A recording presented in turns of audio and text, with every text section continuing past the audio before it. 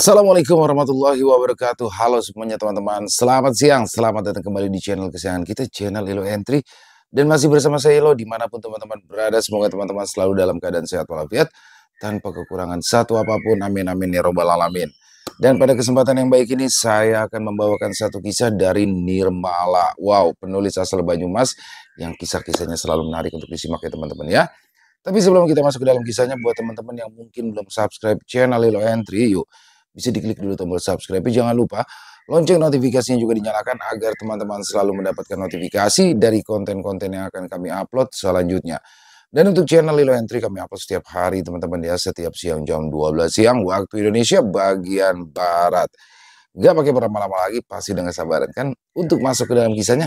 Kita langsung saja masuk ke dalam kisahnya. Dari halaman belakang rumah Bang Ilo, kita menuju ke Jawa Tengah.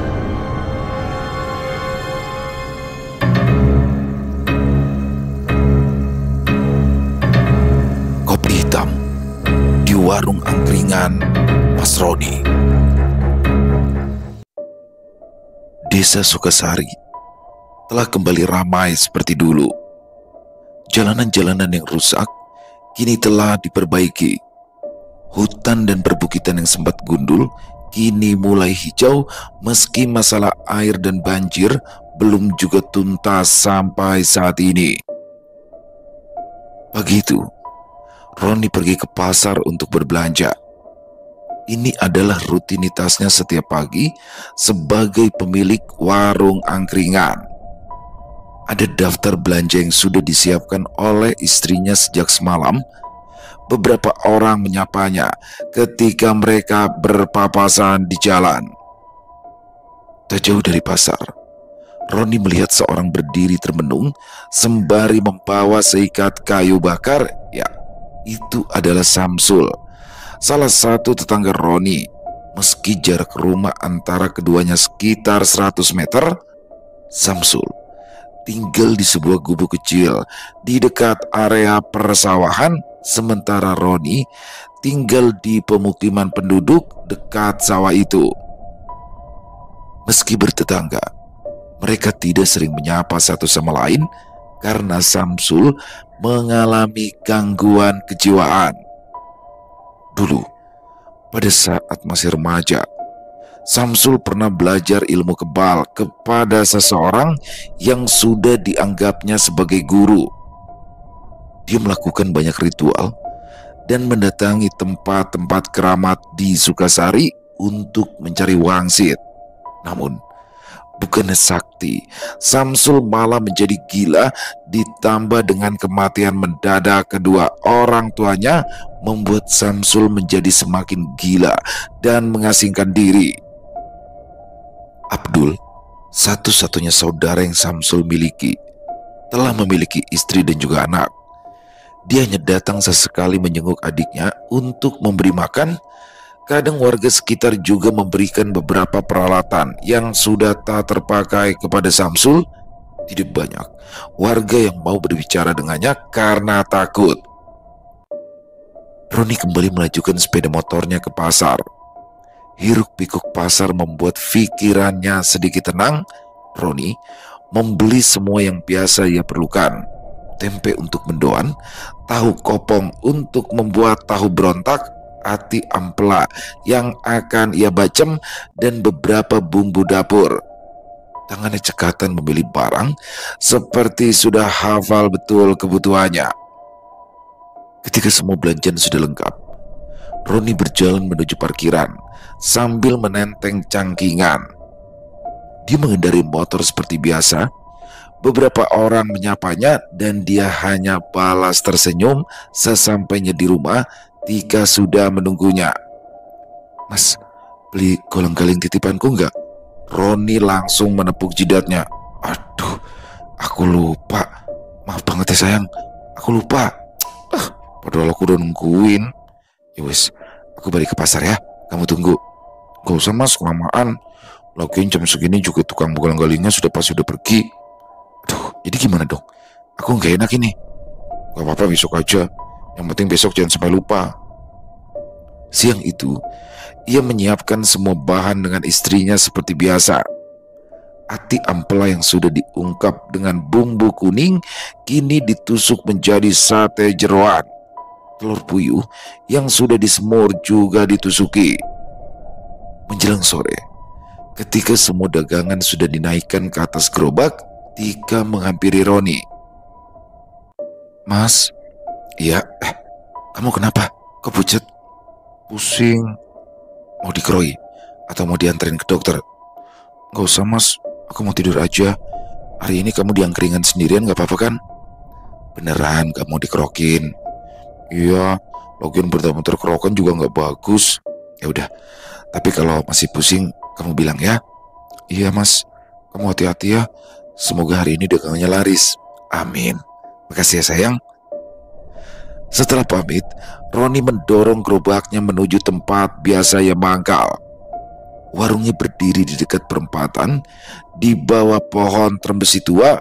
Biasanya, menjelang malam, tempat itu mulai ramai oleh pembeli. Namun malam itu, suasana terasa berbeda. Jalanan yang biasanya ramai kini benar-benar sepi. Beberapa lampu jalan yang mati membuat suasana menjadi lebih mencekam. Ini kalau malam-malam begini horor banget ini. Mana dingin lagi. Roni meraih cangkir dan menyeduh kopi hitam tanpa gula. Ia duduk di kursi panjang di depan gerobaknya. Baru satu seruputan, angin berembus kencang. Titik-titik air mulai turun. Roni menengadah memandang langit dengan tatapan pasrah. Lampu banyak yang mati, hawa sepi, gerimis pula.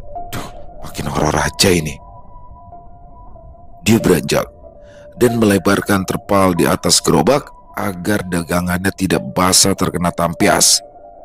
Baru saja dia selesai menggelar terpal, Samsul berdiri di depan gerobak angkringan. Roni yang tidak melihat Samsul mendekat tentu saja merasa terkejut dengan kemunculan Samsul yang tiba-tiba. "Duh, Kang Samsul, ngagetin aja. Mau beli apa, Kang?" Ia duduk di bangku panjang angkringan tanpa bicara apa-apa. Lalu dengan tangan yang bergetar, ia menyodorkan uang 5 ribuan yang lecak. Roni menerimanya dan langsung memasukkannya ke dalam kaleng bekas biskuit yang ia jadikan tempat uang. "Kopi hitam tanpa gula." Roni mengangguk. "Siap Kang, dingin-dingin begini emang mantul kalau minum kopi panas." Begitu kopi jadi, Roni menyodorkannya pada Samsul.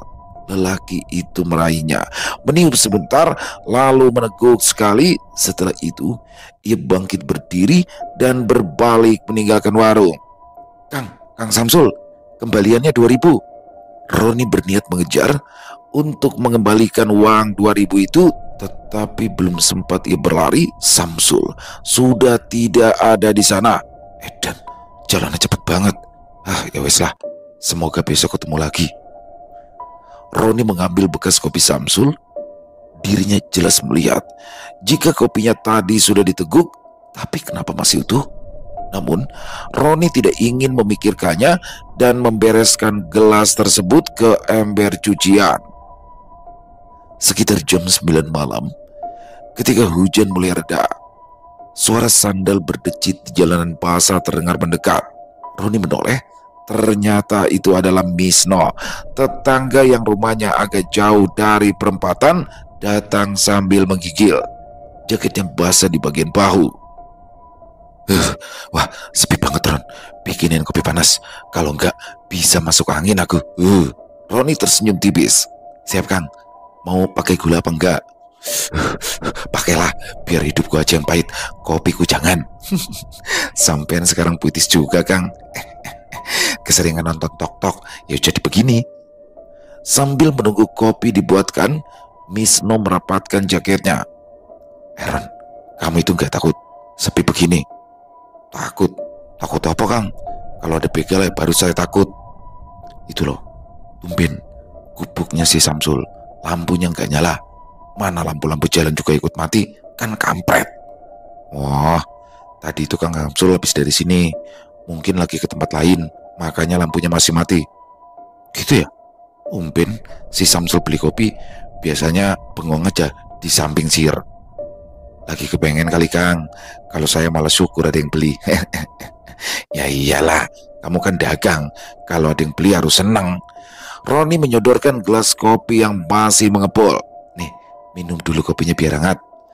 Wisnu menerima kopi dengan tangan gemetar. Padahal aku ini malas keluar, Ron. Cuma gas di rumah habis, gak bisa bikin kopi. Kalau enggak, udah pasti aku gak bakal kesini malam-malam begini. Pokoknya mending beli gas aja. Di warung Paburan gasnya lagi habis, makanya aku langsung kesini aja, nanggung. Gerimis kembali turun tipis-tipis, membuat suasana semakin sunyi. Lampu jalan yang tadi padam masih belum menyala. Aduh, gerimis lagi. Gimana pulangnya ini? Roni duduk dan mengeluarkan sebatang rokok. Santai aja Kang, duduk di sini nemenin saya, biar saya juga nggak sendirian. Istriku di rumah sendirian ini, bisa ngamuk dia kalau aku lama-lama pergi. Kang Wisnu takut sama istri ya? Wes, sembranganan kamu. Bukan takut, tapi menghormati. Ketika mereka berdua sedang berbicara, tiba-tiba telinga keduanya menangkap suara langkah kaki dari arah jalan. Roni dan Wisnu saling berpandangan. Ada orang jalan tuh. Namun, ketika mereka menoleh ke arah suara, jalanan itu kosong, tidak ada siapa-siapa. Suara langkah tersebut juga menghilang. Wisnu merapat ke bangku, wajahnya tegang. Aku nggak salah dengar kan? Ya Kang, saya juga dengar. Tapi weslah Kang, anggap aja kita nggak dengar apa-apa. Wisnu mengangguk setuju. Setelah menghabiskan kopinya dengan tergesa-gesa, Wisnu akhirnya pamit. Aku nggak enak Ron, merinding terus dari tadi. Roni hanya mengangguk. Hati-hati di jalan ya Kang. Setelah itu, angkringan kembali sepi. Jalanan juga sepi, tidak ada yang lewat lagi. Waktu berjalan pelan. Hingga jarum jam di dinding warung menunjukkan pukul 11:30, tidak ada satupun pembeli yang datang lagi. Roni menarik nafas panjang. Ya wes, pulang aja.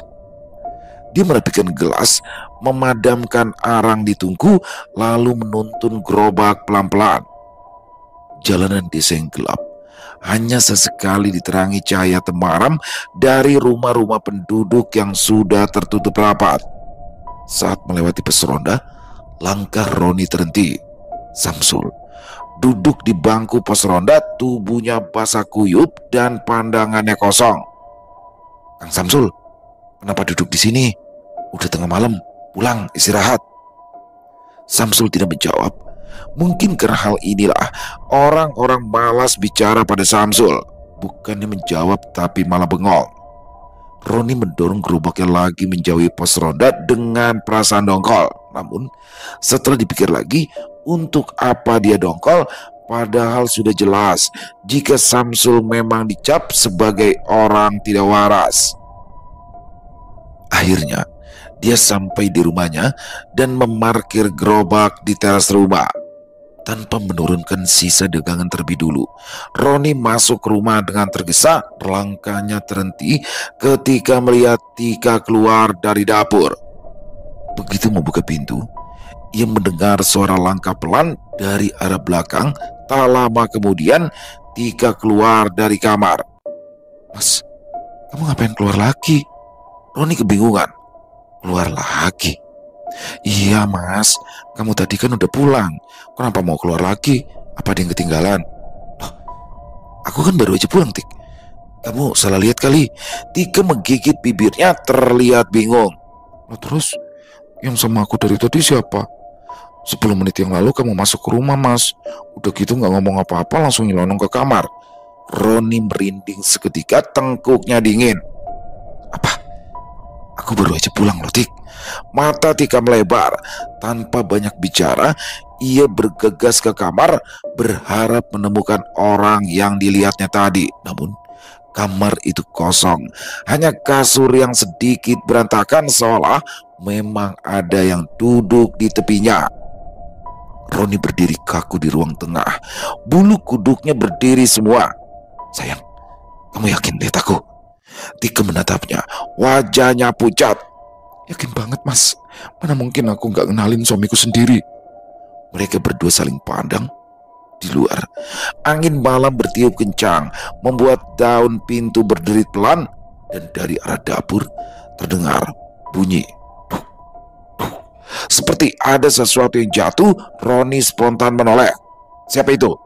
Namun, saat ia berjalan mendekat, dapur kosong. Hanya panci di rak yang bergoyang, seperti baru saja tersenggol seseorang. Roni menarik nafas panjang, berusaha menenangkan detak jantungnya yang berdegup kencang. Apa mas? Kayak tikus.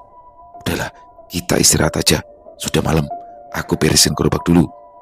Tika memeluk dirinya sendiri, wajahnya masih pucat. Roni terdiam. Dalam hatinya ia juga takut, tapi ia tidak ingin Tika semakin panik. Sudah, kita jangan mikir aneh-aneh. Kamu istirahat. Besok pagi aku cek rumah. Mungkin aja ada lubang tikus di dapur. Tika mengangguk ragu, lalu kembali ke kamar. Namun, sebelum masuk, ia berhenti sejenak dan menatap Roni. Kamu jangan tinggalin aku sendirian malam ini, mas. Roni tersenyum tipis meski keringat dingin membasahi punggungnya. Tenang, nah memangnya aku mau kemana lagi? Roni keluar dan membereskan gerobaknya. Makanan-makanan yang masih bisa dijual besok segera ia simpan di dalam kulkas. Setelahnya, dia ke kamar dan istirahat. Udah selesai, mas. Udah, tidur yuk, ngantuk. Tika mengangguk dan menarik selimut hingga sebatas dada. Roni juga menarik sarung dan memejamkan mata. Namun, saat mereka hampir tertidur, terdengar suara dari ruang depan seperti kursi yang diseret pelan. Srek, srek. Roni dan Tika saling pandang. Mas, itu bukan tikus. Jangan-jangan ada maling. Suara itu berhenti tiba-tiba, sunyi. Roni bangkit perlahan, meraih senter dari nakas. Aku cek sebentar ya. Tika langsung menarik lengannya. Jangan, nanti aja. Jangan keluar sekarang. Roni menatap pintu kamar yang tertutup, hatinya berdebar. Ia menelan ludah, lalu memutuskan duduk kembali di tepi kasur. Nah, terus gimana? Kamu takut itu maling, tapi aku nggak boleh keluar. Gimana sih, Yang? Lagian kan kita nggak punya banyak harta. Biarin aja. Aku lebih takut kalau mereka ngapa-ngapain kamu. Ya Allah, kirain kenapa? Udah, tenang aja. Kamu tunggu. Roni keluar dan memeriksa sekeliling rumah, tapi tidak ada apa-apa. Dia akhirnya kembali ke dalam kamar. Gak ada apa-apa. Syukurlah, kirain ada yang masuk. Pagi harinya, setelah semalaman tidur dengan resah, Roni bangun lebih awal dari biasanya. Di jalan menuju pasar, ia kembali berpapasan dengan Samsul yang membawa seikat kayu bakar. Lelaki itu tampak seperti biasa saja, bahkan sempat melirik Roni sekilas, lalu berjalan melewatinya tanpa sepatah kata pun.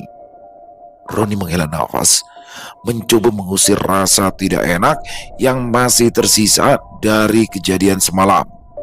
Di pasar, ia belanja lebih sedikit dari biasanya karena bahan-bahan kemarin masih banyak tersisa. Namun, saat ia pulang dan melewati gubuk tempat tinggal Samsul, langkahnya melambat. Ada aroma busuk yang menusuk hidung seperti bangkai yang sudah lama tertimbun. Roni berhenti sejenak, menutup hidung dengan tangan. Pintu gubuk itu setengah terbuka, tapi suasana di dalam tampak gelap. Kang Samsul, tidak ada jawaban. Angin bertiup pelan, membuat pintu gubuk berderit. Bau busuk semakin terasa, membuat perut Roni mual. Roni masih berdiri terpaku di depan gubuk itu. Bau busuk semakin menusuk hidung, membuatnya hampir muntah. Tiba-tiba, dari arah belakang terdengar suara langkah. Mas Roni? Roni terlonjak kaget dan menoleh. Tika berdiri di sana, mengenakan daster dan membawa keranjang belanja kecil. Wajahnya heran melihat suaminya berdiri di depan rumah Samsul. Kamu ngapain di sini? Kok nggak langsung pulang? Tanyanya sambil mendekat. Roni buru-buru menjauh dari pintu gubuk. Gak ada apa-apa.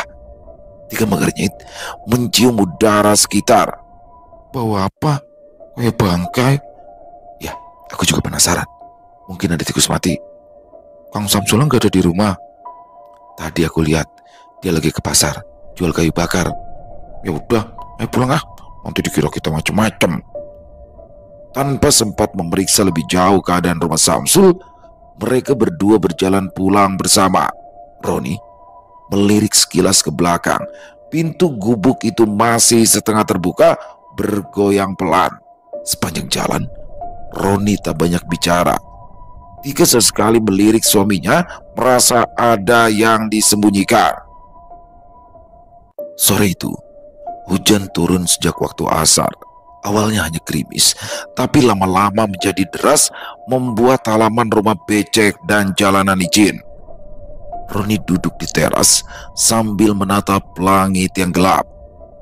Tika keluar dari dapur, membawa segelas teh hangat. Mas, hujan-hujan begini kamu tetap jualan? Roni mengangguk pelan. Lah iya, kalau nggak jualan nanti malah basi semua bahan yang udah disiapin. Lagian, biasanya kalau hujan banyak juga orang yang cari kopi panas. Ya wes, aku ikut bantu deh. Gak usah, kamu di rumah aja, nanti malah makin meriang lagi. Tapi cepet pulang kalau sepi, jangan sampai malam-malam banget. Iya sayang, nanti kalau jam 10 udah sepi, aku langsung pulang. Menjelang maghrib, hujan masih belum reda. Dengan mengenakan jas hujan, Roni menuntun gerobaknya ke perempatan. Setibanya di tempat biasa, ia memasang terpal, menyalakan lampu serta menyiapkan lainnya. Jam terus berjalan. Beberapa orang sempat mampir membeli gorengan dan kopi, lalu cepat-cepat pulang. Menjelang jam 9 malam, hujan hanya tinggal gerimis. Perempatan kembali sunyi, dan saat itu dari kejauhan Roni melihat sosok berjalan pelan di bawah hujan. Tubuhnya kurus, kepalanya sedikit menunduk. Samsul mendekat perlahan. Langkahnya menimbulkan bunyi crok di genangan air. Tanpa banyak bicara, ia duduk di bangku panjang angkringan.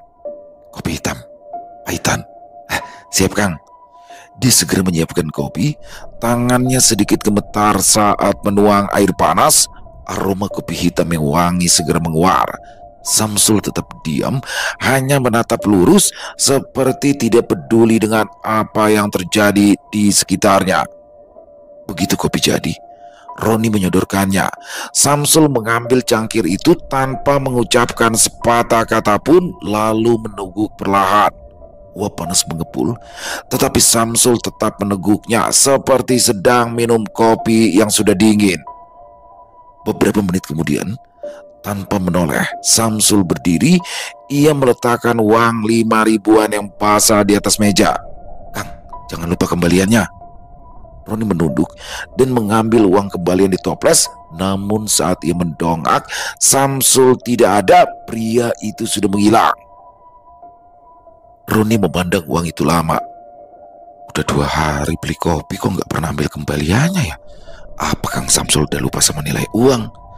Roni mengabaikannya dan kembali memasukkan uang ke dalam toples. Ia duduk sembari merokok. Untuk beberapa saat, Roni merasa seperti ada seseorang yang duduk di sampingnya meski bangku itu kosong. Malam itu ternyata agak ramai. Hujan sudah benar-benar reda. Udara dingin membuat beberapa orang memilih nongkrong di warung angkringan milik Roni. Beberapa pelanggan memesan mie rebus dengan telur, membuat uap panas mengepul dan memenuhi udara, bercampur dengan aroma bawang goreng dan kecap manis. Suasana sedikit hangat, tapi pembicaraan orang-orang membuat bulu kuduk Roni kembali berdiri. Kalian pada nyium bau busuk nggak? Ya nyium, dari tadi sore malahan. Di mana ya? Kayaknya dekat rumah Samsul deh. Udah dicek belum? Samsulnya ada nggak? Kang Samsul tadi baru aja ngopi. Berapa hari ini saya tiap hari ketemu sama Kang Samsul. Tapi bau apa ini ya? Tapi beneran udah dicek. Udah, tadi siang beberapa orang ngecek, gak ada bangkai, gak ada apa-apa. Airnya juga ngalir kayak biasa. tapi baunya tetap ada. Kayak bau bangkai orang. So tahu kamu, kayak pernah nyium bangkai orang aja. Nyium bangkai tikus saja muntah. Roni yang sedang menambahkan kecap ke mie rebus ikut merasakan bulu kuduknya berdiri.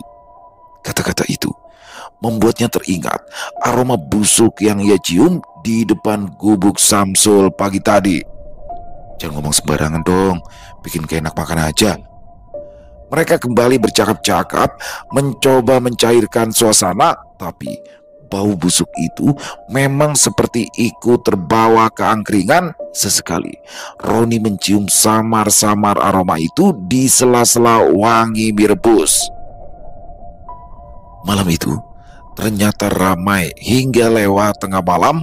Perlahan-lahan para pelanggan pulang satu persatu meninggalkan warung angkringan Roni yang mulai sepi. Sekitar pukul 12 lewat sedikit, Roni memutuskan menutup warung. Ia memadamkan arang, merapikan gelas dan juga piring, lalu menuntun gerobaknya pelan melewati jalanan. Udara malam terasa dingin menusuk. Bulan setengah tertutup awan membuat suasana semakin redup. Lampunya kok belum dibenerin ya? Padahal jalanan utama, tapi gelap. Payah. Saat melewati saluran irigasi di pinggir sawah, Roni melihat sosok yang duduk diam di tepinya, Samsul. Ia duduk bersila, tubuhnya sedikit membungkuk, menatap air yang mengalir pelan. Dari kejauhan, terlihat kepalanya bergoyang pelan, seperti sedang berbicara sendiri. Roni menarik nafas. Pemandangan itu sebenarnya tidak aneh. Samsul memang sering duduk di sana hampir setiap malam, entah merenung, entah bercakap dengan temannya yang tak terlihat. Tanpa memperlambat langkah, Roni hanya melirik sebentar dan terus berjalan. Namun entah kenapa, malam itu terasa berbeda. Saat ia mendorong gerobak yang menjauh, Roni merasa bulu kuduknya berdiri. Dan sesaat sebelum sampai di rumahnya, samar-samar ia mendengar suara tawa lirih dari arah saluran air. Roni berhenti sejenak, dia menoleh. Tetapi Samsul masih duduk di tempat yang sama, dia menatap air. Dengan jantung berdegup kencang, Roni mempercepat langkah pulangnya. Keesokan pagi, seperti biasa Roni menggunakan sepeda motor ke pasar untuk berbelanja. Udara pagi terasa dingin dan agak berkabut, tapi di ujung jalan dia melihat banyak orang berkerumun di dekat saluran irigasi. Roni menghentikan motornya, jantungnya berdegup cepat. Ada apa ya? Dia mendekat, menembus kerumunan, bau busuk langsung menyeruak, jauh lebih menyengat daripada kemarin. Dan di sana, di saluran air yang mengalir pelan, tergeletak tubuh Samsul. Kondisinya sudah membusuk parah, kulitnya melepuh, beberapa bagian tubuhnya menghitam. Seorang warga menutup hidungnya sambil berkata, "Kayaknya udah mati beberapa hari yang lalu deh." Roni terpaku. Beberapa hari? Tapi semalam, semalam ia melihat Samsul duduk di sini, bahkan memesan kopi di warung angkringannya. Keringat dingin menetes di pelipis Roni. Dia berharap jika apa yang terjadi hari ini adalah mimpi. Namun ketika dia mencubit tangannya terasa sakit. Ini bukan mimpi, ini nyata. Roni merasa kakinya lemas. Melihat tubuh Samsul yang sudah membusuk membuat perutnya terasa mual, ia memutuskan tidak jadi ke pasar. Perlahan ia mundur dari kerumunan. Beberapa orang meliriknya heran, tapi Roni tak peduli. Sesampainya di rumah, Tika yang sedang menjemur pakaian menatap suaminya bingung. "Loh, kok cepet banget?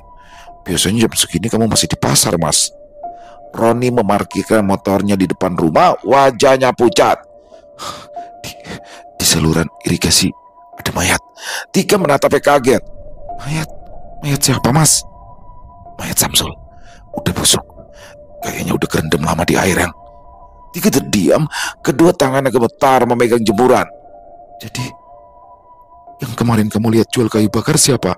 Roni menelan ludah. "Aku juga gak tahu, Dek. Tapi aku lihat sendiri semalam. Dia duduk di tepi irigasi. Udah gitu, dia juga beli kopi." Suasana hening. Roni masuk ke rumah, duduk di kursi. Dia menatap cangkir-cangkir yang tersusun di rak. Salah satunya adalah cangkir yang digunakan oleh Samsul 2 malam berturut-turut. Roni mencoba mengalihkan pikirannya. Ia berjalan ke rak kecil di sudut ruang tengah, membuka toples tempat ia menyimpan uang hasil jualan semalam. Namun, saat tutup toples dibuka, jantungnya berdegup kencang. Tidak hanya uang yang ia temukan, tapi juga ada 2 lembar daun kering yang sudah mulai agak rapuh. Roni menatapnya lama. Ini apa? Ia ingat betul semalam Samsul meletakkan uang 5.000-an basa di meja, tapi sekarang uang itu menghilang berganti dengan daun kering.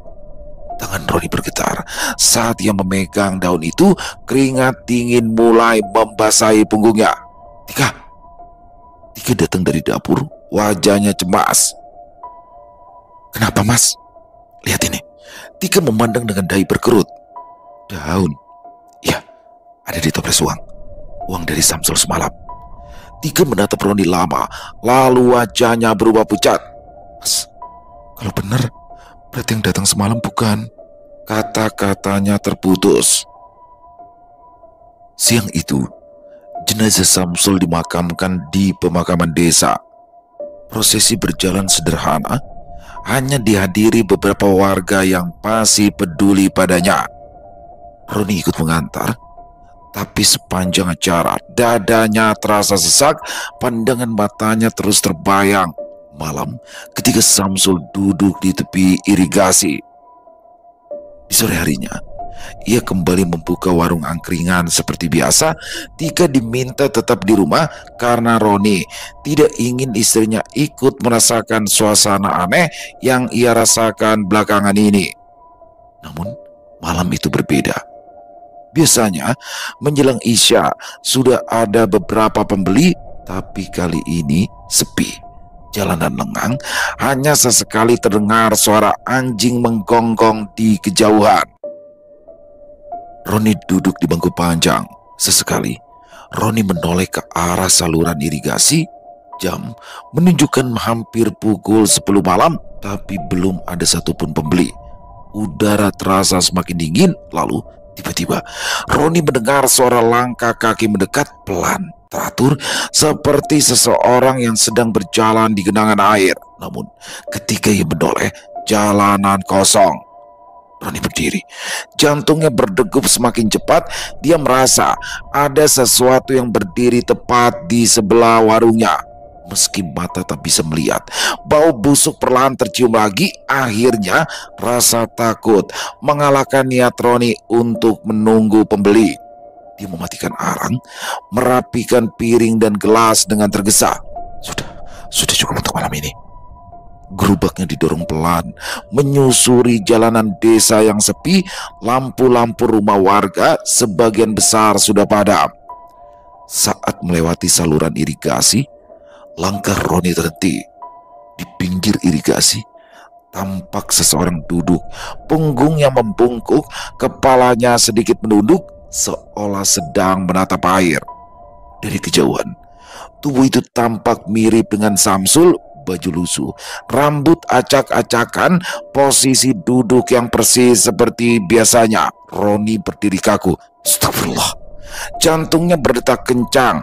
Dia tahu benar Samsul sudah dimakamkan siang tadi. Tangan Roni mulai gemetar, memegang pegangan gerobak. Orang itu tidak bergerak sama sekali, hanya duduk menatap air.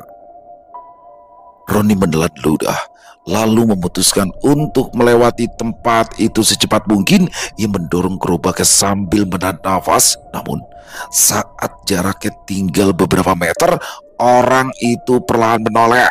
Roni hanya sempat melihat sekelebat wajah pucat dan mata yang kosong sebelum ia langsung mempercepat langkah, hampir berlari, mendorong gerobak sampai ke rumah. Sesampai di depan rumah, nafasnya terengah-engah. Ia merasa seperti ada sesuatu yang mengikutinya sampai halaman rumah. Tapi ketika ia menoleh, jalanan sudah sepi kembali. Roni buru-buru memarkir gerobak di depan rumah, lalu masuk dengan nafas memburu. Tika yang sedang duduk di ruang tamu langsung berdiri. "Mas, kamu kenapa sih? Wajah kamu kok pucat banget." Roni duduk di atas kursi memegang dadanya. "Tika, aku habis lihat Samsul." Tika mengerutkan kening. "Loh, bukannya siang tadi sudah dimakamkan?" Roni mengangguk pelan.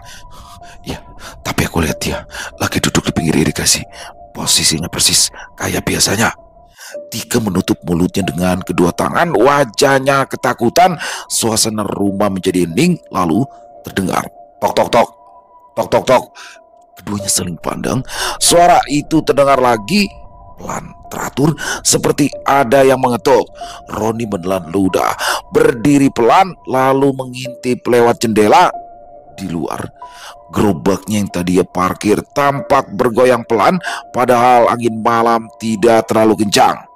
Dan di atas meja gerobak, cangkir bekas kopi Samsul tampak sudah terisi penuh dengan cairan hitam. Bau busuk kembali menyengat, kali ini jauh lebih kuat daripada sebelumnya. Roni menarik nafas panjang sebelum ia membuka pintu. "Kamu tunggu di dalam."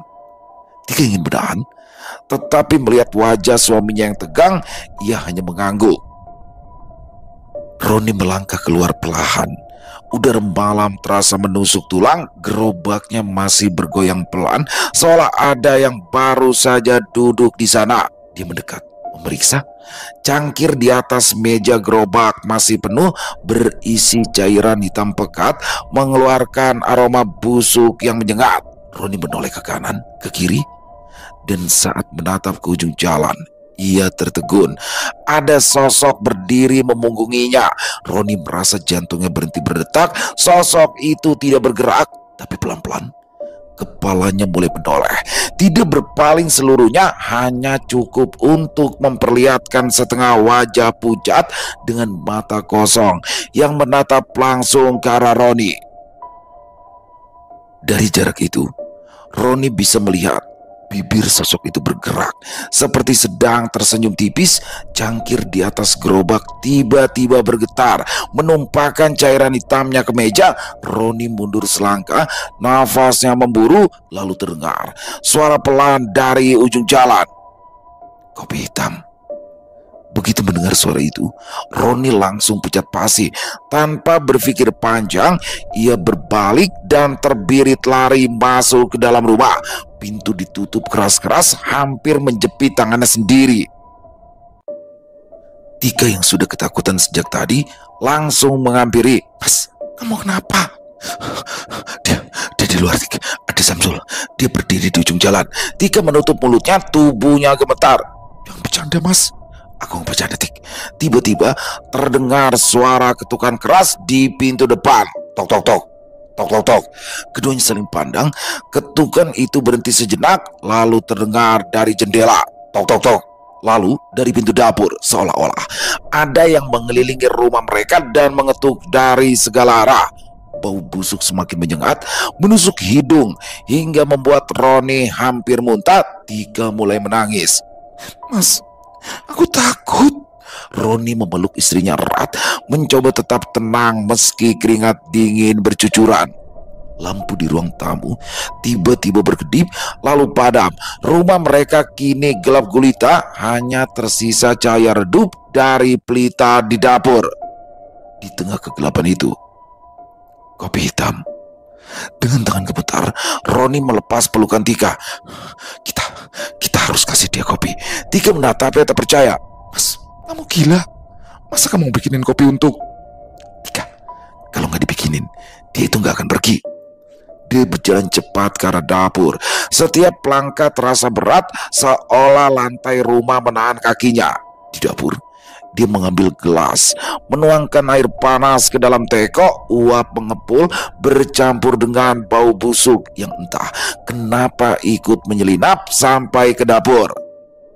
Tangannya bergetar saat menuang bubuk kopi hitam. Suara sendok yang mengaduk terdengar nyaring dalam keheningan. Sementara itu, tok tok tok, tok tok tok. Ketukan di pintu terdengar lagi. Roni menelan ludah, lalu membawa cangkir ke pintu depan. Tika berpegangan di dinding, menangis pelan. Mas, jangan buka pintu. Aku nggak akan buka. Aku cuma taruh kopinya. Dengan hati-hati, Roni meletakkan cangkir kopi itu di lantai dekat pintu. Sesaat kemudian, ketukan itu berhenti. Sunyi, lalu perlahan, cangkir itu bergeser sendiri. Seperti ada tangan tak terlihat yang mengambilnya. Roni mundur beberapa langkah, memeluk Tika yang semakin menangis. Bau busuk itu menghilang seketika. Lampu di ruang tamu menyala kembali. Namun di luar terdengar suara langkah kaki menjauh dan tawa lirih yang membuat bulu kuduk Roni berdiri. Setelah suara tawa itu lenyap, Roni menarik nafas panjang. Sudah selesai, Tik. Tika mengangguk. Masih terlihat pucat. Mereka berdua akhirnya masuk ke kamar, mencoba tidur, meski rasa takut belum sepenuhnya hilang. Namun, tepat pukul 12 malam, Roni terbangun. Kandung kemihnya terasa penuh. Memaksanya bangun, ia menoleh. Tika sudah terlelap. Pelan-pelan, ia keluar kamar dan menuju dapur tempat toilet berada. Rumah terasa sunyi, hanya terdengar suara jarum jam berdetak. Begitu melangkah masuk dapur, tubuh Roni langsung merinding. Di dekat pintu, terlihat sosok Samsul berdiri membelakangi cahaya lampu. Air menetes dari pakaiannya dan menggenang di lantai. Roni terpaku. Lalu sosok itu perlahan menoleh, menampakkan wajah pucat dengan mata yang cekung. Bibirnya bergerak dan dari tenggorokannya keluar suara yang serak. Tolong. Tolong.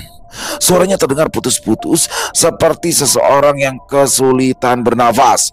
Roni mundur selangkah, punggungnya hampir menabrak meja. Sampean mau apa? Sosok Samsul tidak menjawab, hanya terus mengulang kata yang sama. Tolong. Tolong. Air menetes dari ujung jarinya, membasahi lantai. Bau anyir bercampur lumpur menyebar memenuhi ruangan. Bayangan Samsul semakin memanjang di lantai, seperti perlahan mendekati Roni, meski tubuhnya tetap di tempat.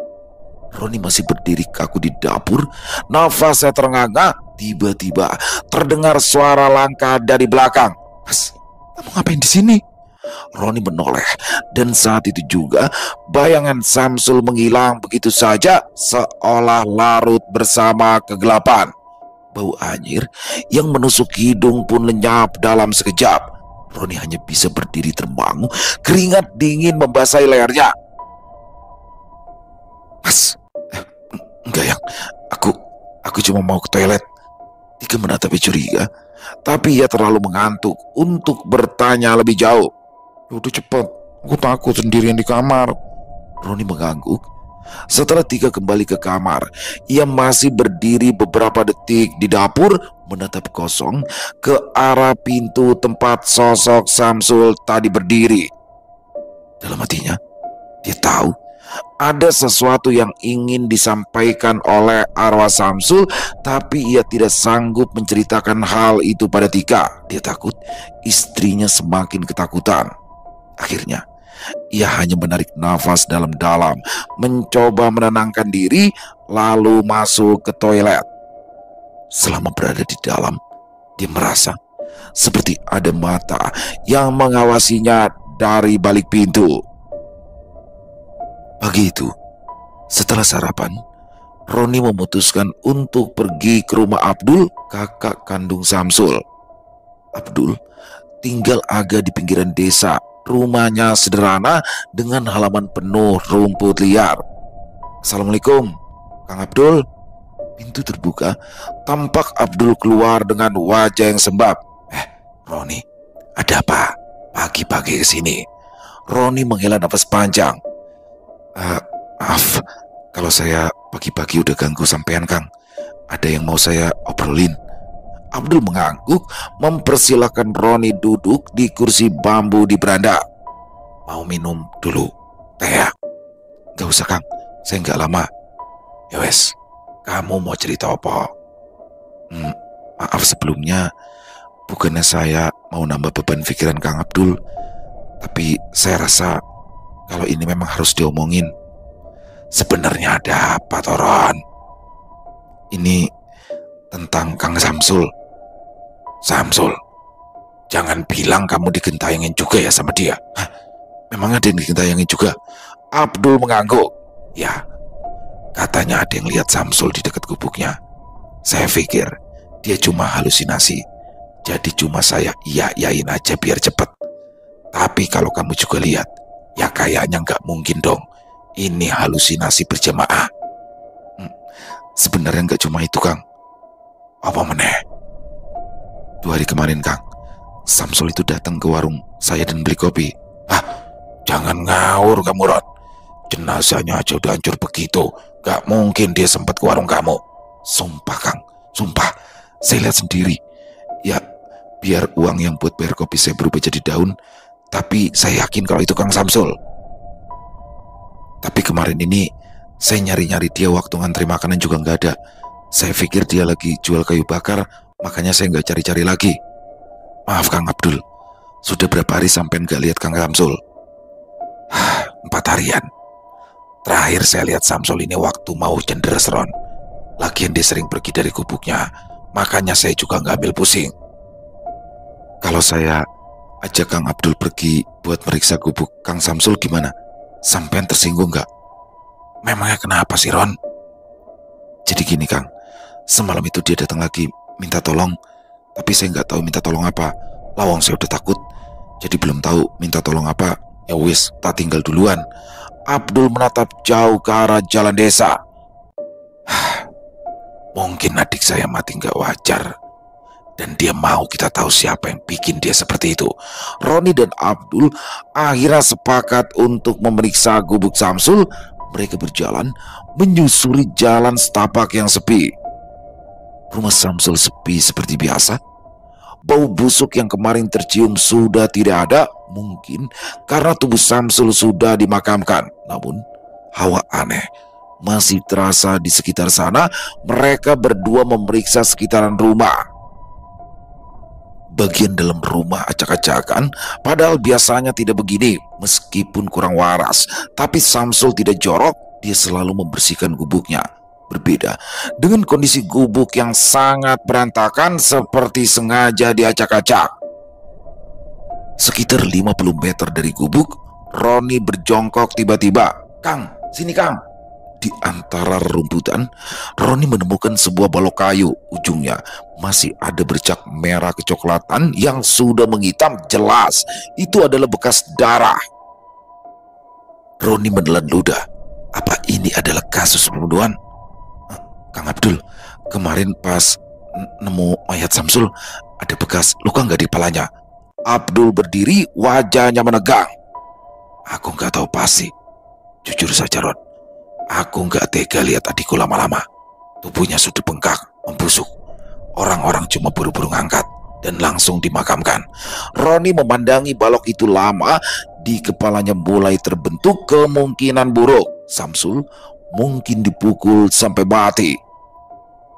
Angin tiba-tiba bertiup kencang, membuat daun-daun kering berterbangan. Roni dan Abdul sama-sama menoleh ke arah gubuk Samsul, seolah mendengar suara langkah dari dalam. Sampai dengar gak? Tanya Roni pelan. Abdul mengangguk, wajahnya tegang. Dengar, kayaknya ada yang jalan di dalam rumah. Gubuk itu jelas kosong, tapi suara langkah itu terdengar jelas, seperti ada seseorang yang sedang mondar-mandir di lantai bambu yang reot. Roni berpikir keras. Apakah dia akan melapor polisi atau tidak? Jika ini kasus pembunuhan, bisa jadi Samsul tidak akan tenang dan terus bergentayangan. Kang, ayo lapor polisi. Buat apa, Toron? Samsul wis mate, udah dikubur. Memang sampean gak penasaran?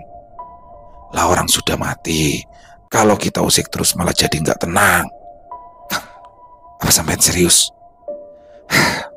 Kalau lapor polisi juga ujung-ujungnya duit.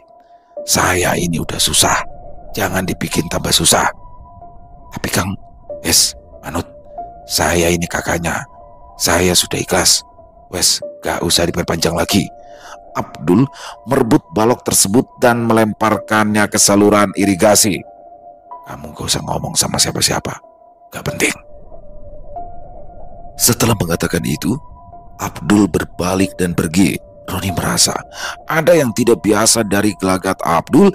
Ia mengambil balok kayu itu dan membawanya ke kantor polisi. Untung saja kepala desa Sukasari saat ini adalah teman mertuanya, sehingga proses ini mendapat dukungan dari desa.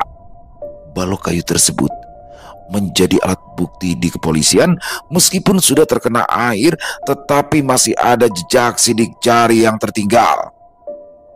10 hari berlalu, Roni dan Pekades mendapat informasi jika hasil pemeriksaan sudah keluar. Terdapat sidik jari Rahman, anak sulung dari Abdul yang berusia 20 tahun, di balok kayu tersebut. Dan setelah diusut, beberapa hari sebelum jenazah Samsul ditemukan, ada beberapa warga yang melihat Rahman dan Abdul berdebat dengan Samsul. Entah masalah apa, yang jelas setelah kejadian itu tidak ada yang melihat Samsul kecuali Roni. Pada akhirnya, Abdul beserta anaknya Rahman mendapat hukuman atas semua yang sudah mereka lakukan. Malam itu, Roni berdagang seperti biasanya. Ia duduk di kursi panjang di depan gerobak angkringannya, merokok sambil menunggu para pembeli datang. Gerimis yang turun membuat malam terasa dingin. Untung saja lampu jalanan sudah diperbaiki sehingga suasana tidak begitu mencekam. Di seberang jalan, Roni melihat seseorang berdiri dengan pakaian lusuh. Pria tersebut tersenyum kepada Roni. Samsul, apa dia mau kopi lagi ya? Saat Roni mengedipkan mata, bayangan tersebut menghilang. Selesai. Wow, luar biasa kisah dari Nirmala. Waduh, Samsul. Pertama-tama berpikirnya ini Samsul meneror Roni. Ada apa nih ya sebenarnya ya? Roni salah apa nih? Apa karena ngembaliin tuh kemarin yang 2000 perak? Tapi ternyata bukan itu. Ada sesuatu yang harus disampaikan oleh Samsul.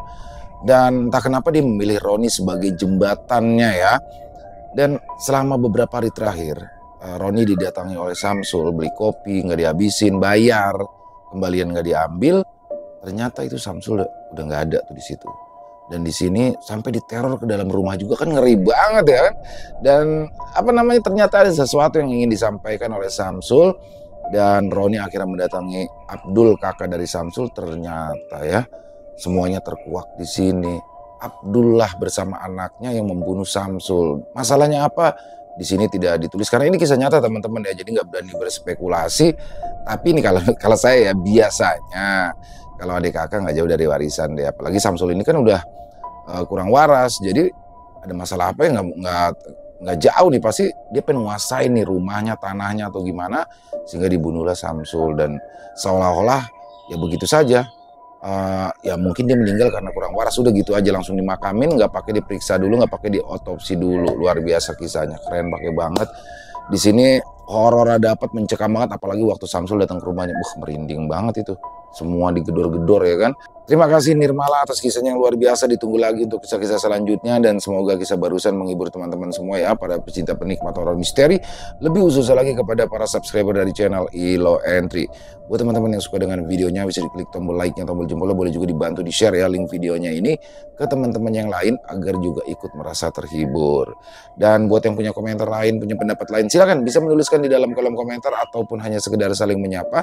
Insya Allah kami akan menjawab satu persatu. Di akhir kata, saya Ilo mengucapkan permohonan maaf apabila mungkin dalam pembawaan kisahnya barusan ada kata-kata saya yang salah ataupun ada kata-kata saya mungkin yang kurang berkenan. Saya mohon dibukakan pintu maaf yang seluas-luasnya. Sampai berjumpa lagi di konten-konten kami selanjutnya. Masih bersama saya Ilo di channel Ilo Entry. Salam sehat, sukses selalu untuk kita semua. Wassalamualaikum warahmatullahi wabarakatuh.